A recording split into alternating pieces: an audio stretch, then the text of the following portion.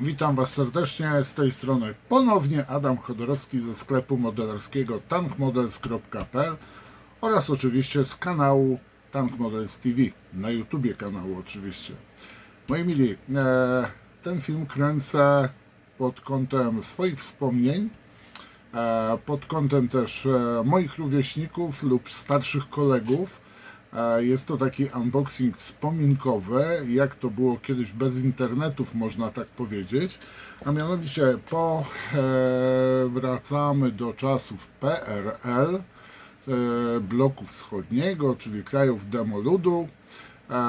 Po modelu Polikarpowa PO2 chciałbym Wam zaprezentować dwa kolejne kultowe modele, które sklejał każdy mój rówieśnik, a mianowicie są to Avie w wersji S199 oraz CS199, czyli mamy Avie w wersji myśliwca i mamy również Avie w wersji samolotu szkolno-bojowego, chyba można tak powiedzieć, czyli dwuosobowego. Na tych samolotach naprawdę wielokrotnie żeśmy kilka przynajmniej takich modeli sklejali. Druga sprawa, fabryka Avii podczas II wojny światowej, to jest fabryka czechosłowacka w Czechosłowacji, w ówczesnej Czechosłowacji, no i w powojennej też Czechosłowacji, były produkowane Messerschmitty Bf-109 w wersji chyba K. I to są właśnie te modele, więc każdy, znaczy jeżeli chodzi o kadłub skrzydła, to są dokładnie Messerschmitty, które po przejęciu, po kapitulacji Niemiec wykorzystywali to, co zostało, po prostu przebudowali Czechosłowacy i wyprodukowali właśnie Avie S199. Bardzo ciekawy model samolotu, bo ten samolot był również używany przez powstające siły wojskowe Izraela. Walczyły również ze Spitfire'ami. To dokładnie na terytorium pod brytyjską kontrolą Palestyny. Izraelczycy kupili po prostu kilka sztuk od Czechosłowaków, ponieważ ten samolot po zmianie silnika nie był najlepszym samolotem. Po prostu miał zamontowany silnik od Heinkla, samolotu bombowego, a nie myśliwskiego, i po prostu ten samolot był bardzo powolny i ciężki w sterowaniu, w pilotażu. No ale Izraelczycy brali wszystko, co latało i strzelało, więc tak samo w powietrzu latali wieloma innymi samolotami. Co prawda tu nie ma kalkomanii izraelskich, w nowych wypustach, poprawionych ramkach od Kowozawody, bo to są KP modele, czyli plastikowo-zawody Prostejow. No i zobaczymy, zaglądamy do pudełka, posłuchajcie, nie ma to tamto, ale oczywiście najpierw zachęcam Was do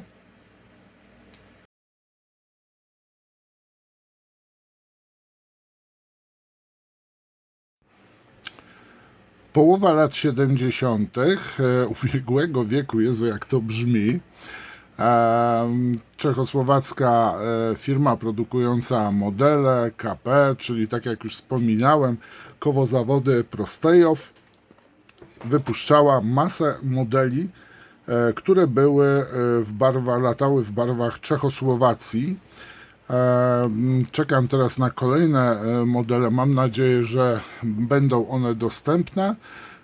Szczególnie czekam na pewnego dwupłatowca na pływakach, i który dla mnie, powiem Wam, ten samolot był naprawdę, bardzo mi się podobał.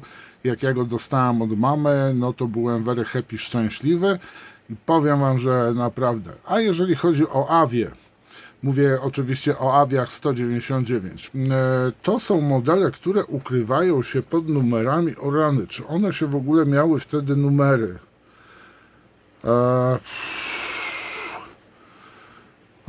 Tu mamy bardzo ciekawe stemple. Posłuchajcie, postaramy się, nie wiem, czy to jest 5 Deutsche Mark, czy co. Możliwe.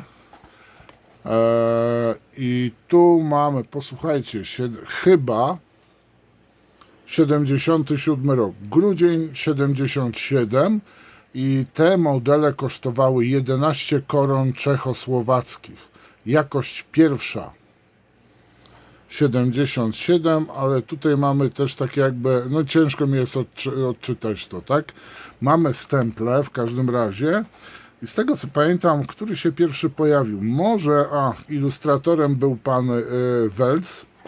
Powiem wam, że całkiem przyzwoite są te jego artboxy, więc tutaj nie można mieć jakichś zastrzeżeń. No i zobaczymy. Numer 10. Ach, tu jest. Posłuchajcie, pamiętacie, jeżeli chodzi o PO2, był numerem 30. O Jezus Maria. O Matko Bosko jedyno. No bidaki, no. Nie da się tego wykorzystać. Ja nie wiem, czy w ogóle jest sens w tej chwili sklejania tego modelu. Czyli mamy dobrze. Avia CS, czyli dwuosobowa, szkoleniowa. To jest model numer 11. No i sobie obejrzymy najpierw instrukcję. No, trochę mniejszy format niż gazety. No nie, przepraszam, ekspres wieczorny. Bardzo duży miał format, a tam się chyba były raz, dwa, trzy, cztery, 6 stron. Tu mamy teraz tak, opis tych modeli w języku, posłuchajcie, oczywiście naszych południowych braci, Słowian, czyli Czechów i Słowaków. No i następnie mamy opisane również w języku angielskim i tu widzę, że to jest Messerschmitt Mesto 9G6, był produkowany w tym i G14, ale to było S99, 47 rok, coś widzę do 51 roku był produkowany. No i oczywiście tutaj zmieniono silnik. Silnik, posłuchajcie, znajdziecie. W każdym razie nie był to już chyba Jumo, tylko inny silnik i tu niestety nie mogę doszukać się, który to był silnik. W każdym razie montowany w Heinklach. Już mówię, był montowany Jumo 211F, czyli 12-cylindrowy. Tak, dokładnie, tutaj wyszukałem, znalazł się. Teraz mamy malowanie, posłuchajcie. Malowanie, tak jak pamiętacie, oglądaliśmy poradniki modelarskie. Kolory były w ten sposób zaznaczone i tu mamy tak, ciemnozielony, greenish grey, rany boskie, jak i również szary. Ten samolot był malowany właśnie w takim kolorze ciemnozielonym, ale nie wiem, czy od spodu szary był malowany. Wykorzystywano najprawdopodobniej farby pozostawione przez Niemców do malowania Messerschmittów, więc tu można wykorzystać po prostu kolory Luftwaffe, późnego Luftwaffe. Co dalej? Dalej mamy, proszę bardzo, ramki, tu mamy podstawkę, którą wam zaraz zaprezentuję. No i tu mamy dwie szyby. Mamy dwie szyby. Tutaj najprawdopodobniej ta spłaszczona jest to szyba, możliwe, że wcześniejszego Messerschmitta, ale nie chcę tutaj gadać głupot. Osoby, które się znają na pewno na Messerach, będą mogły, bo tu mamy taką wypukłą, taką powiedzmy a la Malcolm. Tu mamy właśnie płaskie oszklenie, ale nie widzę właśnie czym LS15. Ciężko mi jest powiedzieć w tej chwili.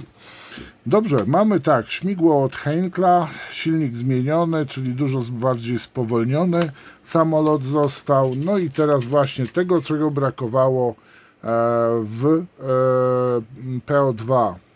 Takie były podstawki, tu jest przód, wkładaliśmy sobie następnie to. montowaliśmy tu i po wycięciu odpowiedniej miejsca w kadłubie samolotu, o właśnie, widzicie? Tu jest taki element, który można było wyciąć, po prostu się tworzyła taka szparka i w to mogliśmy włożyć sobie samolot. No i widzę, że to już jest naprawdę starożytny model. I zaczniemy sobie oglądać ramki od skrzydeł po prostu. Mamy sporo nadlewek, powiem Wam. Wszystkie linie podziału są też wypukłe, ale jeżeli chodzi o detal na tym samolocie, no to powiem Wam, chyba przyciemnię światło.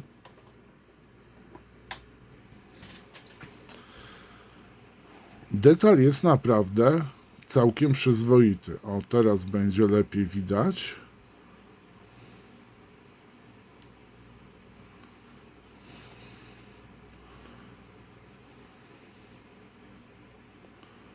Z tym, że tak jak mówię, wszystko jest wypukłe. Ale powiem Wam naprawdę, kawał roboty ktoś zrobił. Są to imitacje nitów oczywiście. Następnie wezmę ramkę też wspólną dla tych modeli.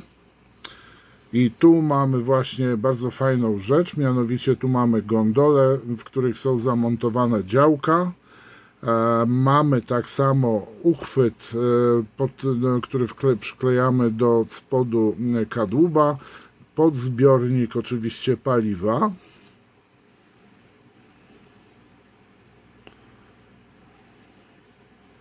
Widać zmęczenie już materiału, mimo tego, że to jest model, który był w 1977 roku wydawany, to jest autentycznie oryginalne ramki są. Tu mamy rury wydechowe, boczny wlot powietrza, jak to w Messerschmittach, czy też w Focke-Wulfach.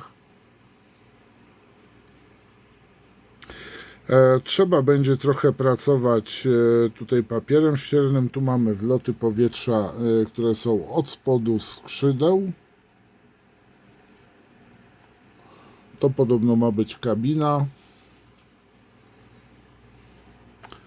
Tu mamy deskę z przyrządami. No i sporo pracy będzie czekało mnie, aby to doprowadzić do jakiegoś ładu i składu, żeby to przynajmniej mi się podobało. Sporo skrobania, szlifowania. Teraz tak, to jest ramka do tej wersji, czyli tu mamy kadłub pod jedną kabinę.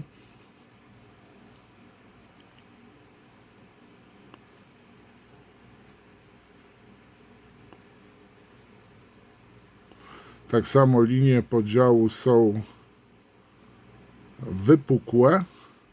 I teraz zajrzę właśnie do pudełka, czyli tak, to mamy wspólne, o właśnie, ta część jest wspólna, o i tu jest ta nowa ramka. Tu mamy elementy właśnie podwójnej kabiny. No, kółko, powiem Wam, bardzo słabo wygląda, tylne koło. Tu mamy zbiornik z paliwem tak samo. Czyli ta ramka powinna odpowiadać właśnie tej ramce. No, układ praktycznie ten sam. Tu mamy po prostu tą kabinę podwójną. Jeżeli chodzi o właśnie tą ramkę, no to w porównaniu z tym widzimy, że mamy wszystkie elementy te same. Tutaj mamy to potężne śmigło od bombowca, no ale tutaj mamy większy otwór w samej kabinie, ponieważ tu mieścić się ma dwóch pilotów. Tu mamy pojedynczą na dole i podwójną. No, śmigło to kawał łopat jest, powiem Wam.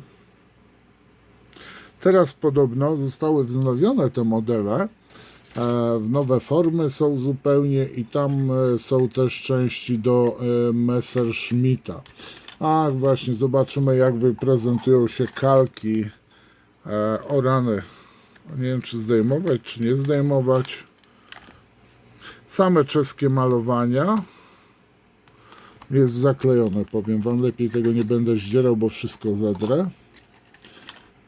I tu mamy elementy związane właśnie z wersją dwuosobową, można tak powiedzieć, o ile tak można powiedzieć. Chyba tak będzie lepiej złożyć. A tutaj przeszkadza po prostu śmigło, długi czpień. No i zobaczymy, co tutaj mamy za malowania w tym samolocie.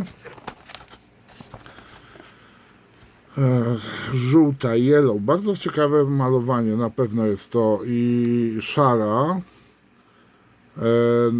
Pasy mamy na żółto malowane, czyli tak, tu jest ten szara taka awia, ona była wojskowa oczywiście. I malowane właśnie żółte pasy, no i oczywiście oznaczenia lotnictwa wojskowego. Jeszcze jednej rzeczy bym wam zapomniał pokazać. Na ramce z podstawką jest również oszklenie do kabiny. No powiem wam, bardzo mizernie wygląda, ale posłuchajcie, ponoć Polak na drzwiach stodoły poleci, więc czemu nie? A tutaj jeszcze pokażę wam, to są właśnie oszklenia, dwa rodzaje oszklenia do awi jednoosobowej. I tą awię jednoosobową, posłuchajcie, możemy właśnie uzbroić dodatkowo w działka w gondolach, które się znajdują, wklejam, a tu są wloty powietrza. Powiem wam, że naprawdę ciekawy model. No fajnie by było, gdybym posiadał kalkomanie izraelskie. Na pewno byłoby to dużo ciekawszy ten model byłby. No bo jak żeby inaczej. Moi mili, to wszystko na dzisiaj. Wspomnień czar, kiedy nie było interneta. Ciekaw jestem, jak wy zapatrujecie się na te modele dzisiaj. Co prawda tutaj widzę na grafikach bardzo dużo dodatkowych oznaczeń, typu na przykład apteczka, tutaj stąpaj, tu nie stąpaj. Tego nie ma niestety w zestawach kalkomanii. Zapraszam do subowania kanału, lajkowania, komentowania, wspierania. No i czekam waszych opinii tych modeli. Nie bądźcie surowi. Pamiętajcie, 77 rok, rany boskie. To jest kupa życia, kilka pokoleń, a myślę, że nie wszystkie te nowe pokolenia modelarzy nawet nie wiedziały, że tego typu modele sklejaliśmy. Czyli ich na przykład dziadkowie, ojcowie mogą nawet sobie nie zdawać sprawy, że były takie super bajery jak podstawka do samolotu. Dzięki serdeczne, pozdrawiam was, do następnego unboxingu. Trzymajcie się, czołgiem.